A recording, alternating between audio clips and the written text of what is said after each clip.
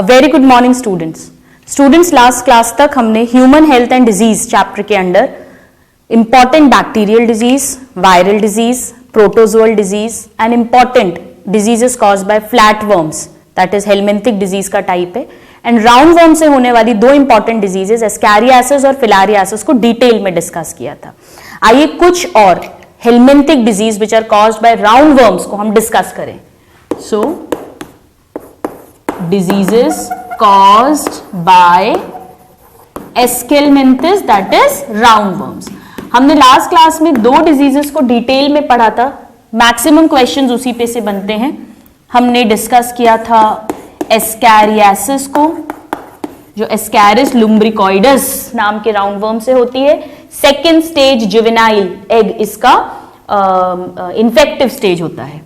और सेकेंड हमने डिस्कस किया था फिलारियासिस, जिसे एलिफेंटियासिस भी कहते हैं, हाथी पांव, जो कि क्यूलेक्स, फीमेल क्यूलेक्स मॉस्किटो की बाइट से ट्रांसमिट होता है। Now let's talk about few more. इनकी बहुत डिटेल्स हमें नहीं पढ़नी है। अगर आपको 11th का एनिमल किंगडम याद है तो आप इसे बहुत अच्छे से याद कर लेंगे। थर्ड डिजीज है एनसाइलोस्टोमियासिस। कौन कॉज करेगा? आपको याद है एनसाइलोस्टोमा डियोडिनेल, जिसे हमने हुक वर्म भी कहा था। So this is caused by ancylostoma duodenale and this is also called hook worm. ये सब हमने 11th क्लास में एनिमल किंगडम के अंडर ऑलरेडी पढ़ चुके हैं। ये इंपॉर्टेंट क्वेश्चन होता है। नाउ ये जो एनसाइलोस्टोमा डियोडिनेल है, नाम से ही समझ आ रहा है, डियोडिनम यानी कि हमारी स्मॉल इंटेस्टीन का पैरासाइट है। So small intestine of human इसका पैरासाइट है। दिस इज इंपॉर्टेंट, नाम से ही समझ आ रहा है डियोडिनेल। और ये बॉडी के अंदर कैसे एंटर करता है स्टूडेंट्स? हमने पढ़ा था कि नंगे पांव जब हम चलते हैं ग्राउंड पे, पार्क में, तो जो हमारे पैर में अगर कट्स हैं थोड़े बहुत एड़ी में, तो उन कट्स के थ्रू, स्किन के थ्रू इसका जो लार्वा है उस सॉइल में, मिट्टी में, वो बॉडी के अंदर एंटर कर जाता है and then it causes the disease. So larva, bores लिख देती हूं मैं, पेनिट्रेट लिखिए, बोर लिखिए, एक ही बात है। Bores through skin from infected soil, मिट्टी से आता है। इसीलिए स्टूडेंट्स नंगे पांव, क्योंकि हम लोगों के पैर ऐसे बहुत खूबसूरत तो होते नहीं हैं, कट्स होते हैं थोड़े बहुत, और बहुत डेंजरस होता है अगर ये लार्वा अंदर एंटर कर जाए। So it bores through skin from infected soil. इसीलिए नंगे पांव, बेयर फीट चलना is very dangerous if you do not have clean chit fit feet. Small intestine का है, हुकवर्म इसका दूसरा नाम है। हमें बहुत ज्यादा सिम्टम्स के बारे में बात नहीं करनी है। नाउ फोर्थ डिजीज जो है, पहले मैं उसका नाम लिखती हूं, आप अगर 11th याद है तो समझ जाएंगे, एंट्रोबियासिस। एंट्रोबियासिस डिजीज जो है, ये एंट्रोबियस वर्मिकुलरिस नाम के राउंडवर्म से होती है। सो एंट्रोबियस वर्मिकुलरिस, और इसे हमने एक और नाम दिया था अगर आपको याद हो, इसे पिनवर्म या सीट वर्म भी कहते हैं। जिस पिनवर्म और सीट वर्म याद है आपको, बच्चों में मोर कॉमन होती है ये डिजीज। इसका एक और नाम है चुन्ना डिजीज। बच्चों में ऐसा लगता है चुनमुने काट रहे हो, हमने डिस्कस किया था, right? So let me right, more common in children, now इसमें जो वर्म है वो कहां रहता है? वो भी इंटेस्टीन में रहता है, बट वो कोलॉन एंड सीकम में रहता है। So caecum and colon of man. Obviously कैसे एंटर करता है बॉडी में? अगर फूड या वाटर जिसमें इसके एग्स हैं वो स्वैलो कर ले। सो बाय इंजेशन, इंजेशन का मतलब ही है फूड या वाटर जो हम जो भी खा पी रहे हैं, by ingestion of infected eggs. कौन सी स्टेज है वो सब हमें डिटेल्स नहीं पढ़ना। कुल मिलाकर ये फूड एंड वाटर के through, contaminated food and water के थ्रू बॉडी के अंदर आएंगे।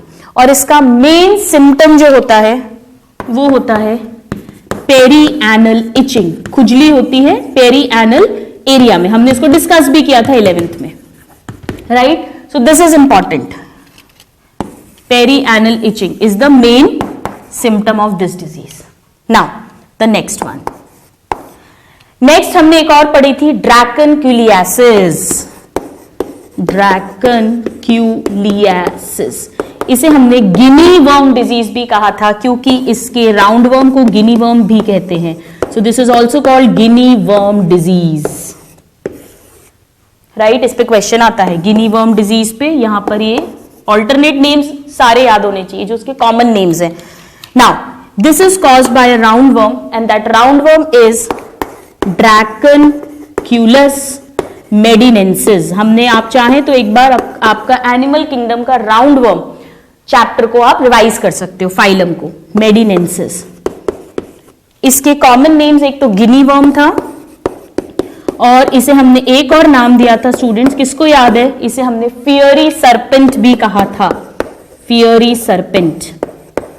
नाउ अगर आपको याद हो, ये तो दोनों मोनोजेनेटिक पैरासाइट्स है, right? But this is digenetic parasite. इसके दो होस्ट होते हैं, प्राइमरी होस्ट तो मैन है और सेकेंडरी होस्ट साइक्लॉप्स होते हैं.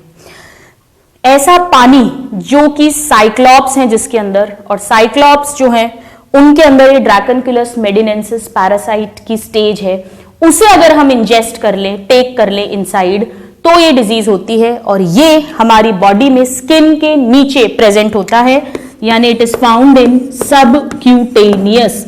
स्किन के लिए क्यूटेनियस वर्ड यूज करते हैं, सबक्यूटेनियस मीन स्किन के नीचे. सो it is present in subcutaneous tissue. आपको याद है मैंने बताया भी था कि ऐसा पेशेंट जब पानी में हाथ डालता है तो वर्म्स निकलते हैं उसकी स्किन के नीचे जो सबक्यूटेनियसली स्टोर्ड है, और फिर वो उस फ्रेश वाटर में, वो फ्रेश वाटर जहां भी, सपोज वॉश बेसिन में आपने हैंड्स वॉश करे, वो उसमें गया, उसके थ्रू वो पानी फिर जहां भी, जिस भी वाटर बॉडी में जा रहा है, वहां के जो साइक्लॉप्स हैं वो उसे इंजेस्ट कर लेंगे, और फिर ऐसा पानी किसी भी तरह से अगर हमारी बॉडी के अंदर आता है तो फिर ये डिजीज कॉज होगी. सो ड्रैकनक्यूलस मेडिनेंसिस जो है वो इसका पैथोजन है या कॉजेटिव एजेंट है. कहां प्रेजेंट रहता है? सबक्यूटेनियस टिश्यू में. This is important. और ट्रांसमिशन कैसे होगा इसका? बाय टेकिंग water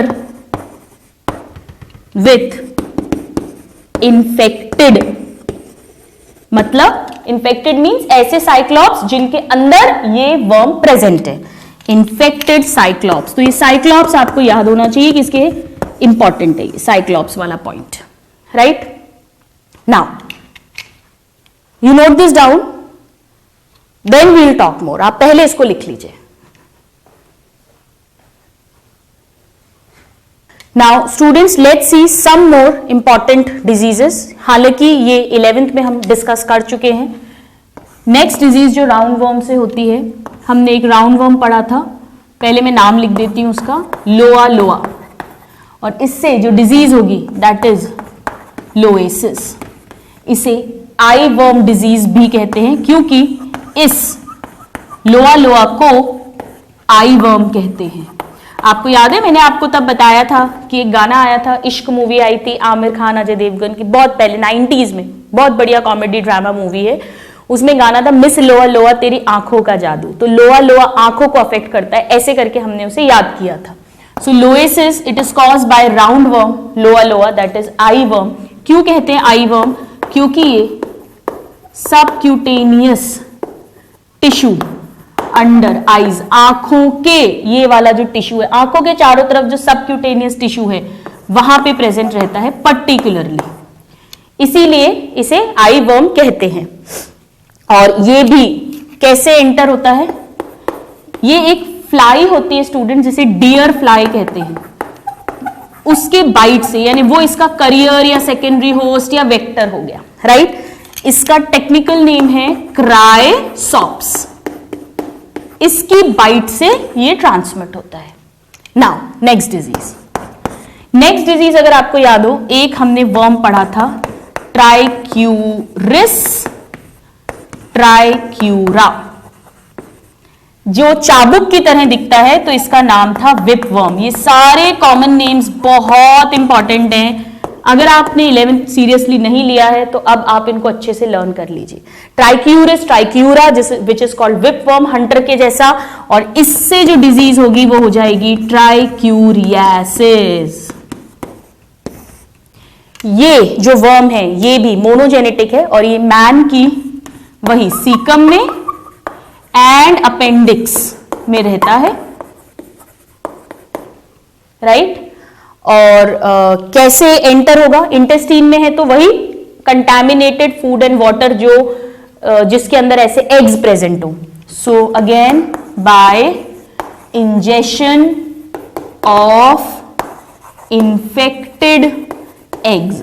तो यानी स्टूडेंट्स जो ड्रैकनक्यूलियासिस है वो साइक्लॉप्स वाला पानी से हो रहा है, लोएसिस डियर फ्लाई से हो रहा है, एनसाइक्लोस्टोमियासिस मिट्टी में नंगे पांव चलने से हो रहा है, बाकी एंट्रोबियासिस एंड ट्राइक्यूरियासिस दोनों ही इंफेक्टेड एग्स को खाने पीने में लेने से होता है, राइट। नाउ नेक्स्ट हमने एक और बहुत बहुत इंपॉर्टेंट वर्म पढ़ा था एंड दैट वाज ट्रिकिनेला स्पाइरालिस। मैंने क्यों कहा ये बहुत बहुत इंपॉर्टेंट है, क्योंकि स्टूडेंट्स ये जो वर्म है ये विवीपैरस होता है, बाकी सब ओवो या ओवो पैरस हैं जनरली। फिलारियासिस जो है, फिलारियल वर्म जो है वो ओवो विवीपैरस होता है, बट ये विवीपैरस है यानी it will give birth to its young ones, अंडों को नहीं देगा। This is very very important that this is viviparous. ये क्वेश्चन डायरेक्ट आता भी है, हमने 11th में भी इसको डिस्कस किया था। This is viviparous, trichinella spiralis. इससे जो डिजीज होगी that would be trichinellosis, right. Now ये जो वर्म है इसका ये डाइजेनेटिक होता है, right. This is digenetic parasite, digenetic. Same जैसा हमने टीनिया पढ़ा था, मैन इसका मेन होस्ट है और पिग इसका सेकेंडरी होस्ट है। तो अंडर कुक्ड पोर्क यानी पिग्स मीट से ही ये बॉडी के अंदर, मैन की बॉडी के अंदर एंटर होगा। नाउ इसका जो लार्वा स्टेज होता है वो तो मसल्स में रहता है, जो स्ट्राइटेड स्केलेटल मसल्स है, और जो इसका अडल्ट फॉर्म है वो इंटेस्टीन में रहेगा।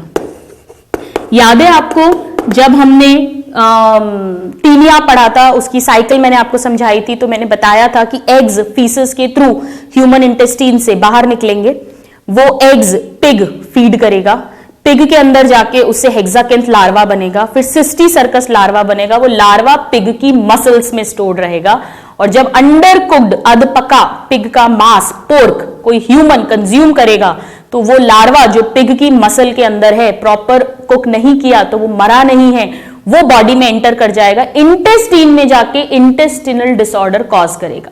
तो यहां भी वही चीज है, अडल्ट जो है वो इंटेस्टीन में है जबकि लार्वा जो है वो मसल्स में प्रेजेंट रहता है, राइट। सो इसका ट्रांसमिशन कैसे होगा, by eating under cooked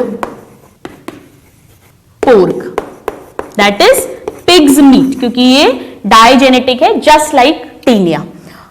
So you note this down and then we'll read some more diseases of humans.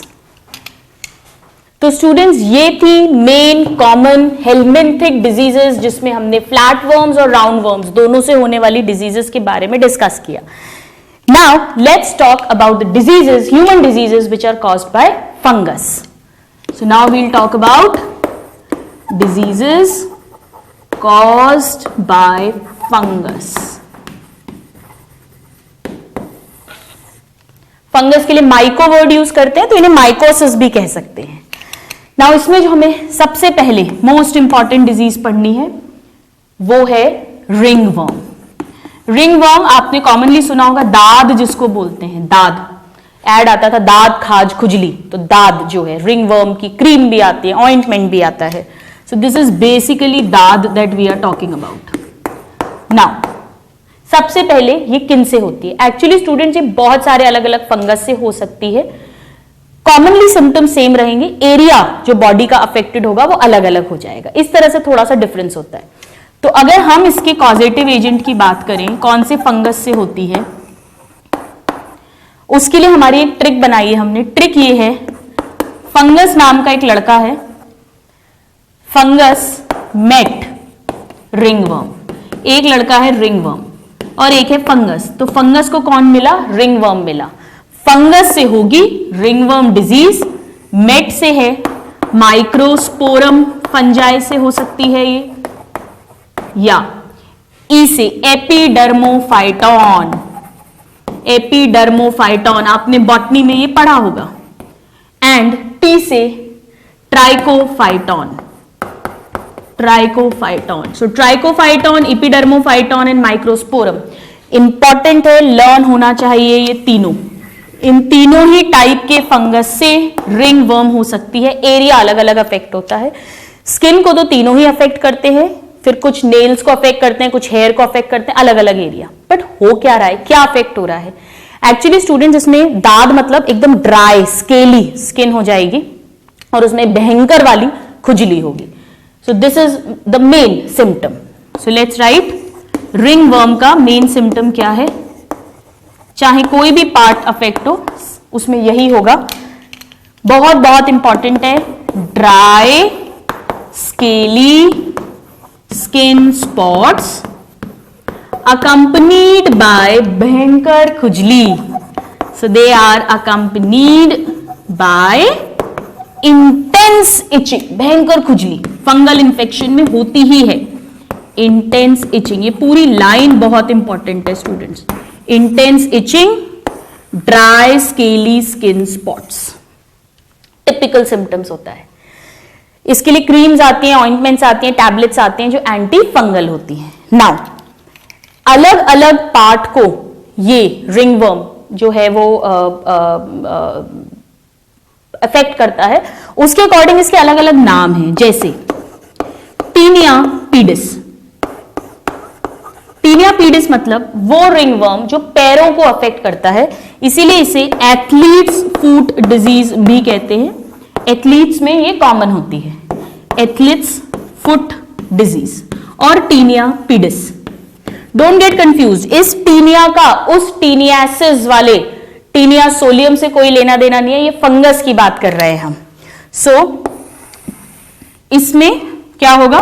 This is ringworm of foot और फीट, एक ही बात है, नाम से ही समझ में आ रहा है, पीडिस। ऐसे ही एक टीनिया है जो स्कैल्प को अफेक्ट करेगा, that is called capitis, tinea capitis. This is ringworm of scalp. ये डायरेक्ट याद होना चाहिए, स्कैल्प वाले को कैपिटिस बोलते हैं। कैपुट से याद रख सकते हो आप, राइट? हमने ब्रेन में स्कल में पढ़ा था कैपुट वर्ड, सो कैपिटिस उससे आ गया। देन टीनिया बारबी, और बारबी को कैसे याद रख सकते हैं? इसका बारबी डॉल से लेना देना नहीं है। अपन बार्बर क्या जाते हैं, बार्बर मींस जो नाई की दुकान पे जाते हैं तो वहां पे दाढ़ी मूछ ये सब हटवाते हैं, तो जो बियर्ड का फेस में जो हेयर वाला एरिया है वहां की ये रिंगवर्म डिजीज होगी, यानी वहां पर ड्राई स्केली स्किन होगी और वहां पर दाद बनेगा, भयंकर खुजली होगी। So barbae is ringworm of beard और we can say facial hair areas जो है, मेनली बियर्ड इस एरिया में होती है ये।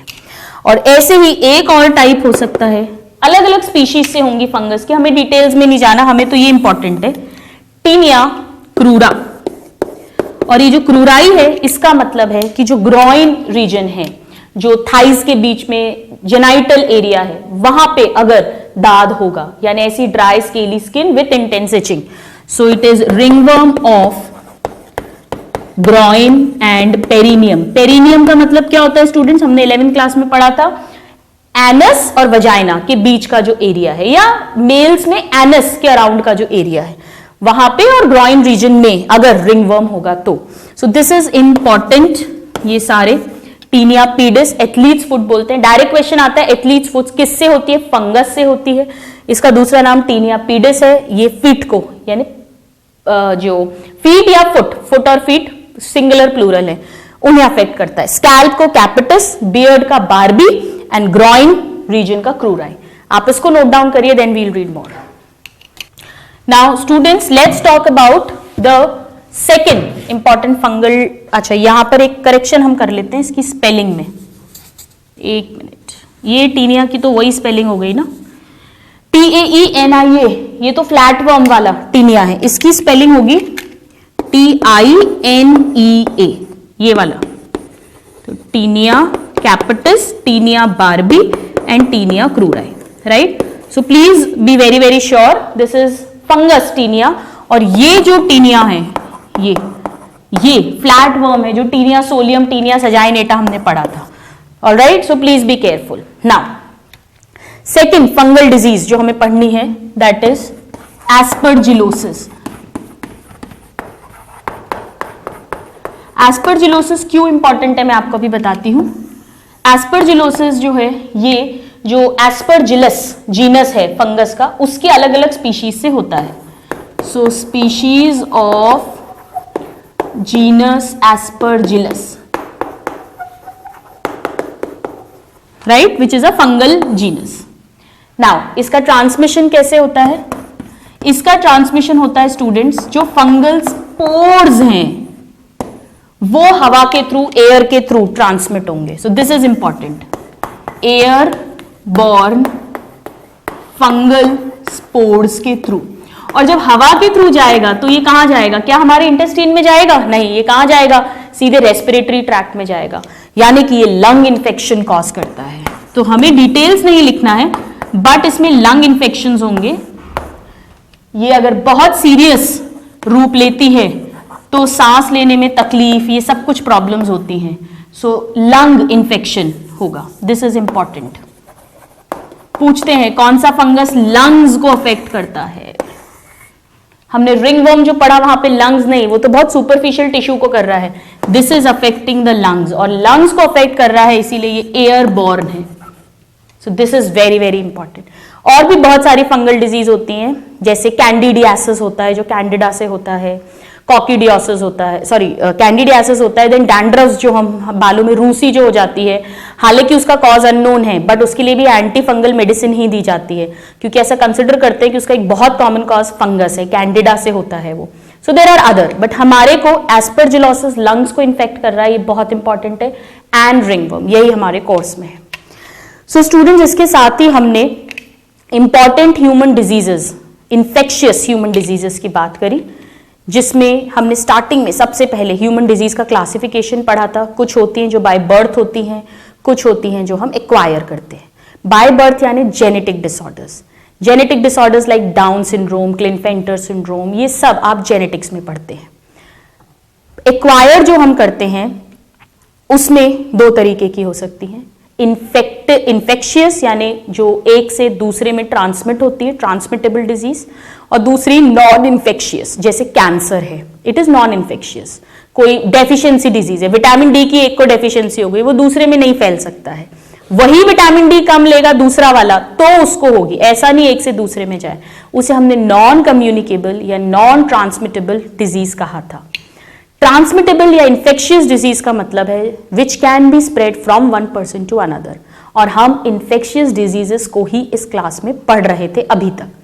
इन्फेक्शन का कॉज बैक्टीरिया हो सकता है जो पैथोजन है, कॉजेटिव एजेंट, वायरस हो सकता है, फंगस हो सकता है,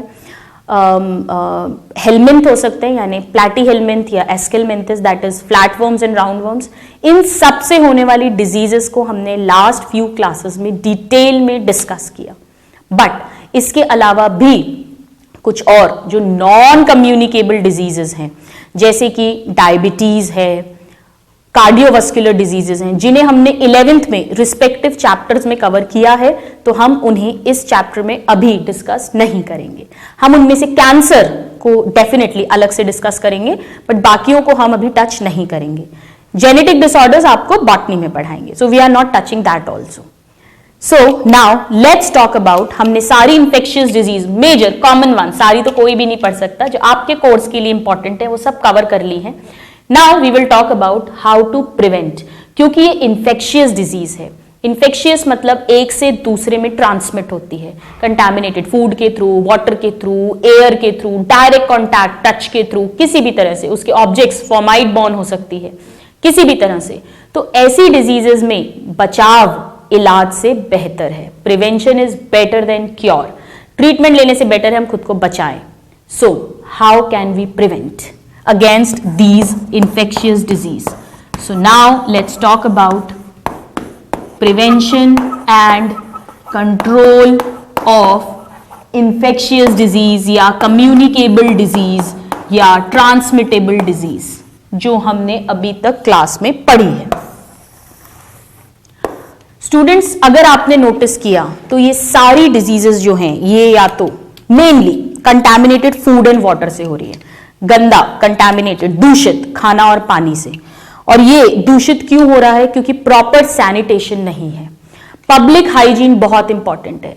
एक्सक्रीटा जो है उसका प्रॉपर डिस्पोजल होना चाहिए। हमने ज्यादातर में देखा कि हाउस फ्लाई बैठेगी, मक्खी बैठेगी, या टीनियासिस में जैसा हमने देखा था वो पिग ने फीसिस खा ली गंदी, या उस पे कोई हमने वो पानी एग्रीकल्चरल लैंड में चला गया, या उससे सब्जी वगैरह धुल गई कंटामिनेटेड फूड से।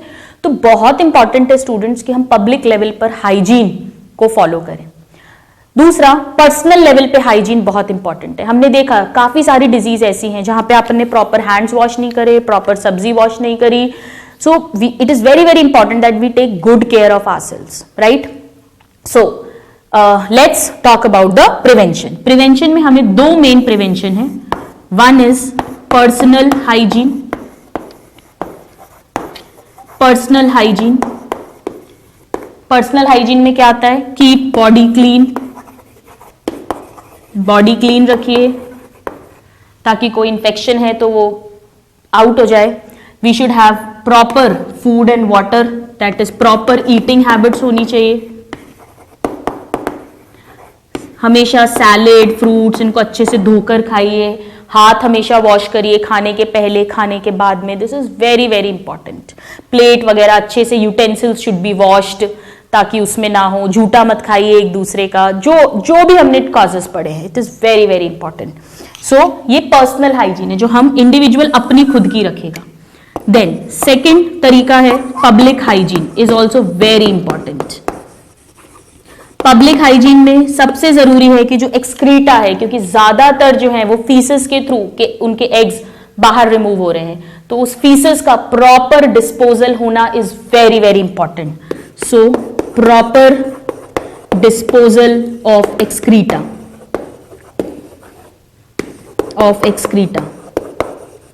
राइट? उसे इकट्ठा नहीं होने दिया जाए, प्रॉपर डिस्पोजल हो।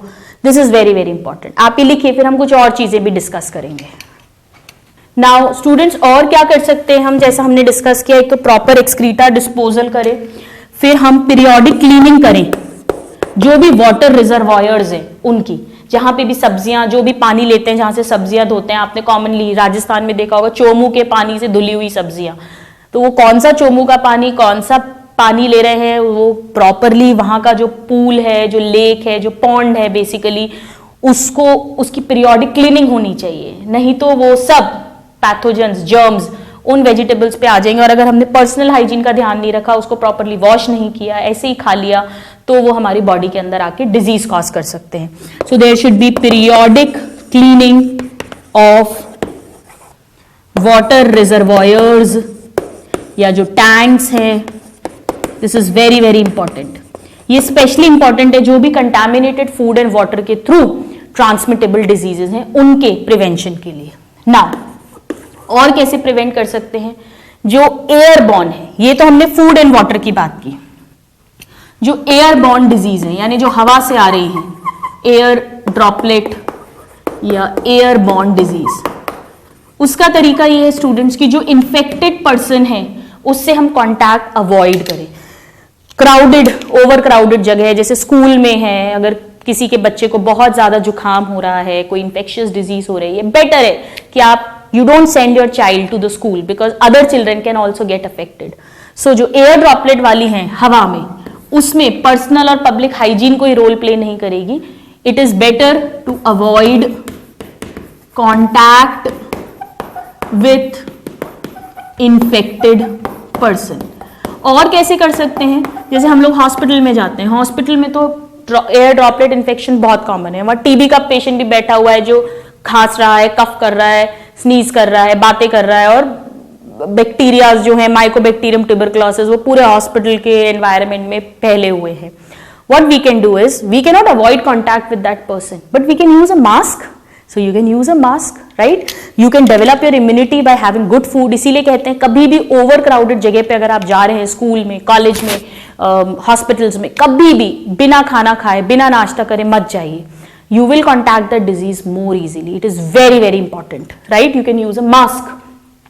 So this is air droplet. Then, so food and water के लिए हमने डिस्कस किया, एयर के लिए डिस्कस किया. Now, जो वेक्टर बॉर्न डिजीज होती है, जैसे मलेरिया, राइट, जो एनाफिलीज मॉस्किटो के काटने से होती है, बाइट से होती है, या फिलारियासिस जो क्यूलिक्स मॉस्किटो की बाइट से होती है, सब फीमेल हैं ये, या डेंगू, चिकनगुनिया जो एडीज एजिप्टी मॉस्किटो की बाइट से होती है, इनको हम कैसे प्रिवेंट कर सकते हैं? प्रिवेंशन की बात कर रहे हैं, ट्रीटमेंट की नहीं. उसका प्रिवेंशन ये है स्टूडेंट्स की, एक तो जिन जगहों पर ये मच्छर ब्रीड कर रहे हैं उन प्लेसेस को हम कैसे भी करके कंट्रोल करें. कैसे कंट्रोल कर सकते हैं? एक तो हम पानी को इकट्ठा नहीं होने दें, right. So avoid stagnation of water, क्योंकि ये ठहरे हुए पानी में ही सब ब्रीड करते हैं. इसमें आपको कुछ भी रटने की जरूरत नहीं है. अगर आपने डिजीजेस और उसके कॉज समझे हैं तो आप प्रिवेंटिव मेजर्स खुद भी लिख सकते हो. So avoid stagnation of water. Then regular cleaning करिए आप, जहां पे भी पानी इकट्ठा हो सकता है, जैसे कॉमनली कूलर्स वगैरह जो रहते हैं. सो रेगुलर क्लीनिंग, वही पीरियोडिक क्लीनिंग ऑफ कूलर्स. ऐसा नहीं एक बार पानी भर दिया तो वो चल ही रहा है और थोड़ा बचा फिर उसमें और डाल दिया. No, you take out the whole water and then fill the fresh water after cleaning the cooler. This is very important. Then जो उनकी ब्रीडिंग स्पेसेस हैं उनको रेगुलर क्लीनिंग हो, regular cleaning of breeding spaces. Then हम bio control कर सकते हैं, जैसा हमने मलेरिया में पढ़ा था. यानी अगर आपको लगता है कि कोई एरिया है जहां मलेरिया बहुत फैल रहा है और वहां पे पास में कोई वाटर बॉडी है, वहीं पर वो मॉस्किटो डेवलप हो रहे होंगे, तो वहां पर हम गैम्ब्यूसिया फिश, जैसा हमने डिस्कस किया था, जो लार्विसाइडल है, वो मछली छोड़ दे ताकि वो उसके लार्वा को खा जाए. लार्वा नहीं होगा तो बड़ा नहीं होगा, फीमेल अडल्ट नहीं बनेगी और मॉस्किटो बाइट के थ्रू मलेरिया नहीं ट्रांसमिट होगा. So bio control like use of gambusia fish that can be observed, right. Then इसके अलावा हम मॉस्किटो नेट्स यूज कर सकते हैं, मॉस्किटो रेपेलेंट क्रीम्स यूज कर सकते हैं, पूरे फुल लेंथ के क्लोथ्स पहने हम. This we can use. So use of mosquito nets, then mosquito repellent creams, right, etcetera. इसके अलावा इंसेक्टिसाइड्स जो होते हैं जैसे डीडीटी, हालांकि आजकल तो डीडीटी रेजिस्टेंट मॉस्किटोज हो गए हैं, but yes, insecticides like DDT can be use, इनका यूज हो सकता है. So these are some of the methods जिसके थ्रू हम या तो उस मच्छर की किलिंग कर दें, या उसको ब्रीड नहीं करने दें, या उसको जो फेवरेबल कंडीशंस हैं लाइक स्टैग्नेंट वाटर, उन्हें हम प्रिवेंट कर दें. तो इस तरह से हम वेक्टर बॉर्न डिजीजेस को प्रिवेंट कर सकते हैं. नाउ और क्या हो सकता है? इसके अलावा हम जानते हैं स्टूडेंट्स वैक्सीन, वैक्सीनेशन.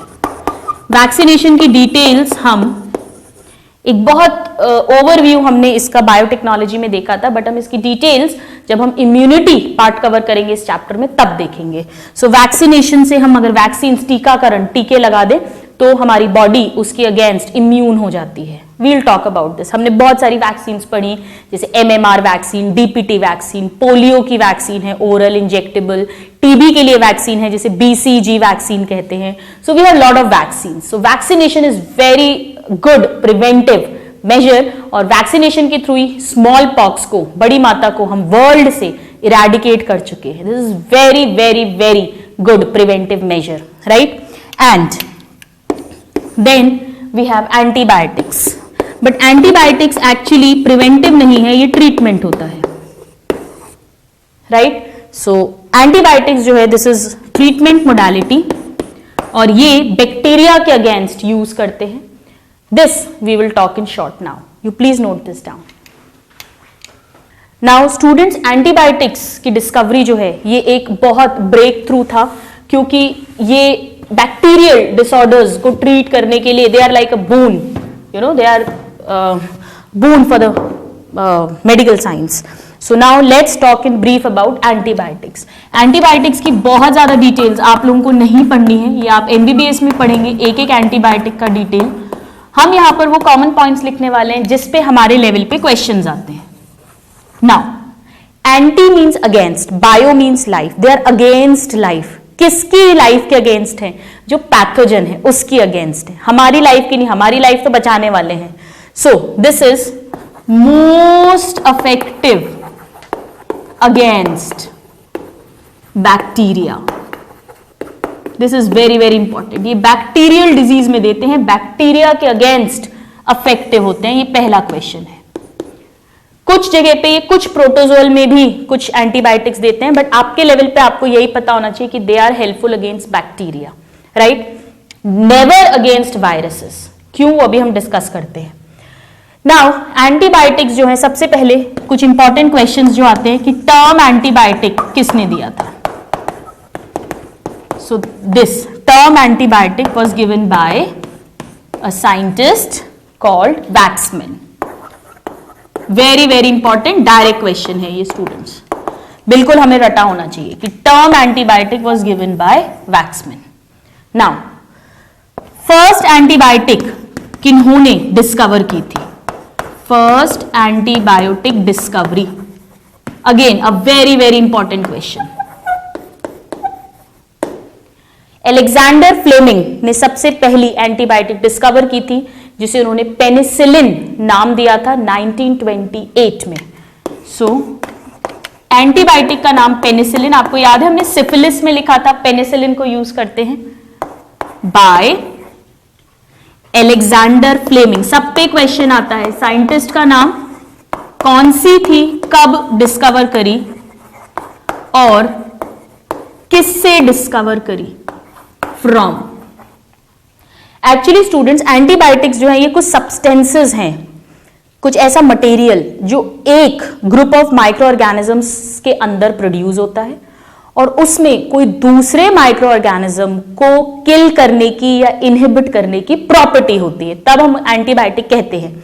तो जो अलेक्जेंडर फ्लेमिंग है वो कुछ फंगस पे काम कर रहे थे और एक फंगस पेनिसिलियम नोटेटम पे काम करते हुए उन्होंने देखा कि इसमें से कुछ ऐसा प्रोडक्ट रिलीज होता है जो बैक्टीरिया के अगेंस्ट वर्क करता है। फंगस से वो प्रोडक्ट आइसोलेट किया बैक्टीरिया को किल करने के लिए या इनहिबिट करने के लिए उसकी ग्रोथ को।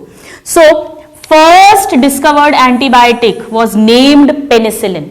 क्यों? क्योंकि पेनिसिलियम नोटेटम नाम के फंगस में उन्होंने सबसे पहले इसे ऑब्जर्व किया था, डिस्कवर किया था। Fungus Penicillium notatum, right? ये सारे क्वेश्चंस हैं। साइंटिस्ट का नाम रटा होना चाहिए, नाम दिया था वैक्समैन ने, बट सबसे पहले डिस्कवर अलेक्जेंडर फ्लेमिंग ने की थी और एक फंगस में ये प्रोडक्ट उन्हें मिला था जो बैक्टीरिया के अगेंस्ट वर्क करता था। सो उन्होंने कहा था कि he observe that this penicillin is effective against many bacterias. But एक और साइंटिस्ट हुए हैं, that is Howard Florey and Ernst Chain. Ernst Chain, इन्होंने 1939 में ये प्रूव किया था कि पेनिसिलिन जो है इसे बैक्टीरियल डिजीज के अगेंस्ट क्योर करने में, उसका इलाज करने में ये बेनिफिशियल है, ये इन्होंने प्रूव किया था। So Florey and Chain established the use of antibiotics to cure bacterial disease, और इसके लिए उन्हें नोबेल प्राइज भी मिला था 1945 में। स्टूडेंट्स, सर अलेक्जेंडर फ्लेमिंग को भी नोबेल प्राइज मिला हुआ है, नोबेल प्राइज इन 1945। एक्चुअली ये सेकेंड वर्ल्ड वॉर का टाइम था और उस समय पर इसने बहुत सारे सोल्जर्स की जान भी बचाई थी। सो फ्लोरी एंड अर्नस्ट ने को नोबेल प्राइज मिला 1945 में। 1939 में उन्होंने ये प्रूफ किया था कि एंटीबायोटिक्स को बैक्टीरियल डिजीजेस के क्योर के लिए, इलाज के लिए यूज करते हैं, right? So all these are very very important questions. Now कैसे ये वर्क करती है antibiotics, that we'll talk now, please note this down. So now students, जो एंटीबायोटिक्स हैं वो एक्चुअली क्या हैं, पहले आइए उसे लिख लेते हैं हम। So they are chemicals basically which are released by one group of micro organism. जैसे पेनिसिलिन की बात अगर हम करें तो वो फंगस प्रोड्यूस कर रहा है और बैक्टीरिया के अगेंस्ट वो इफेक्टिव है। So they are chemicals produced by one group of microorganism and inhibit the growth of other group of microorganism, right? Microorganism कैसे इनहिबिट करता है, या तो बैक्टीरिया को किल कर देगा या उसे उसकी ग्रोथ को रोक देगा। कुल मिलाकर वो बैक्टीरिया मल्टीप्लाई नहीं कर पाएगा हमारी बॉडी में और इन्फेक्शन सबसाइड हो जाएगा। So now what is the mode और mechanism of action of antibiotics? Mainly 4-5 तरीके हैं, बहुत इजी है समझना।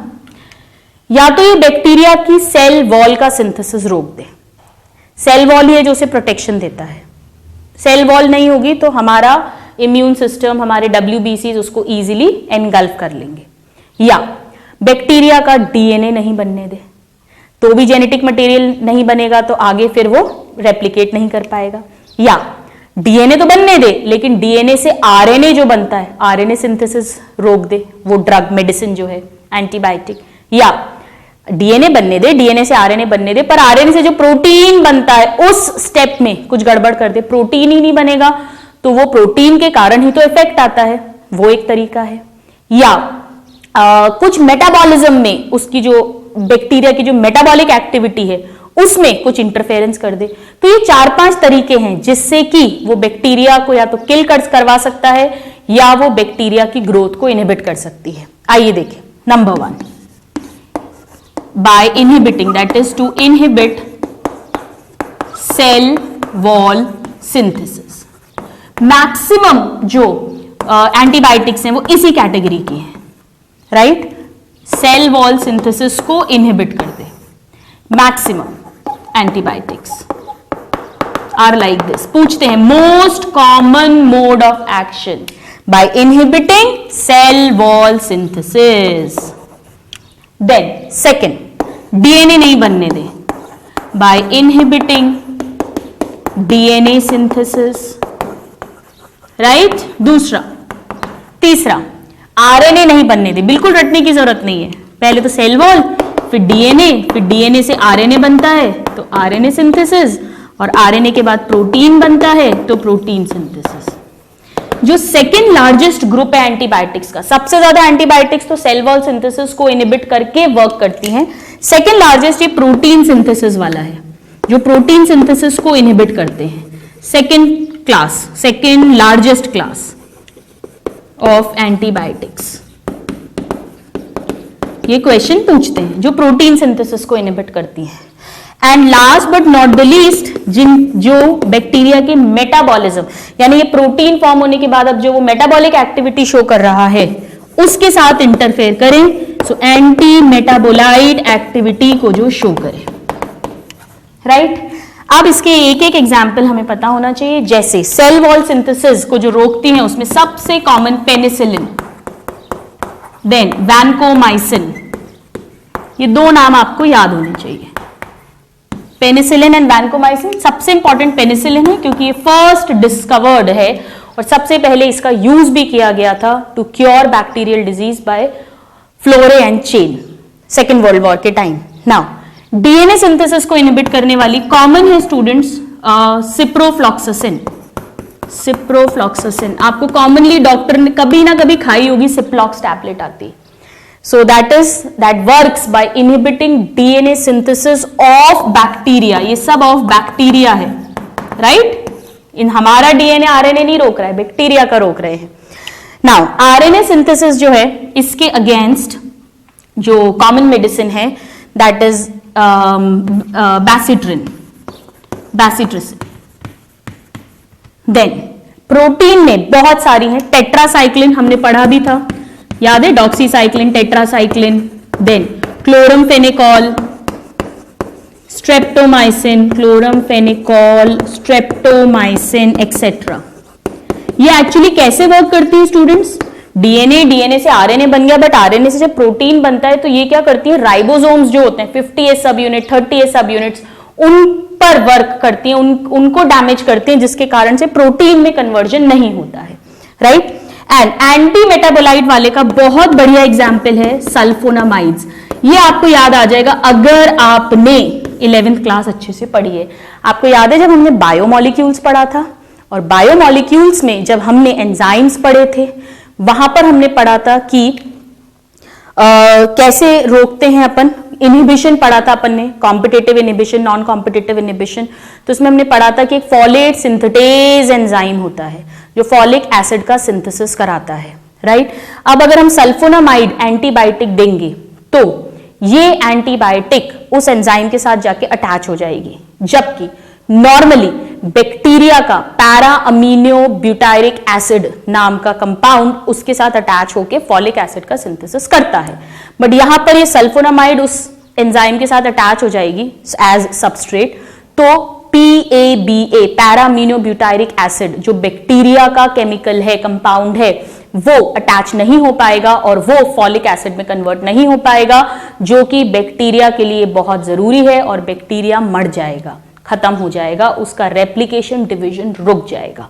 तो सल्फोनामाइड्स मेटाबॉलिक एक्टिविटी के साथ इंटरफेयर करके बैक्टीरियल ग्रोथ को रोक रहे हैं, राइट।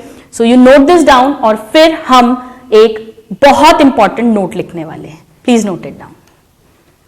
स्टूडेंट्स यहां पर जो हमें मेन एग्जांपल्स याद रखने हैं, एक तो पेनिसिलिन बहुत इंपॉर्टेंट है, इसमें ये टेट्रासाइक्लिन, क्लोरमफेनिकॉल, ये तीनों ही इंपॉर्टेंट है। सल्फोनामाइड्स इंपॉर्टेंट है। आरएनए वाले में एक और है रिफैम्पिसिन, ये इसलिए इंपॉर्टेंट है क्योंकि रिफैम्पिसिन टीबी के ट्रीटमेंट में बहुत कॉमनली यूज होती है, जो डॉट्स थेरेपी हमने पढ़ा था। So this is also important, right. Now अब हम एक नोट लिख रहे हैं और उस नोट के साथ हम इस एंटीबायोटिक को खत्म करेंगे, एंड दैट नोट सेज, जो बहुत इंपॉर्टेंट है, एंटीबायोटिक्स मेनली बैक्टीरिया के अगेंस्ट वर्क करती हैं, मोस्ट इफेक्टिव, कुछ प्रोटोजोआ के अगेंस्ट होती हैं, कुछ फंगस के अगेंस्ट भी मिली हुई हैं, बट आपको तो बैक्टीरिया ही याद रखना है। बट सबसे इंपॉर्टेंट है कि वायरस के अगेंस्ट एंटीबायोटिक कभी वर्क नहीं करती हैं। This is very important note, question आता है, very important, that antibiotics are totally ineffective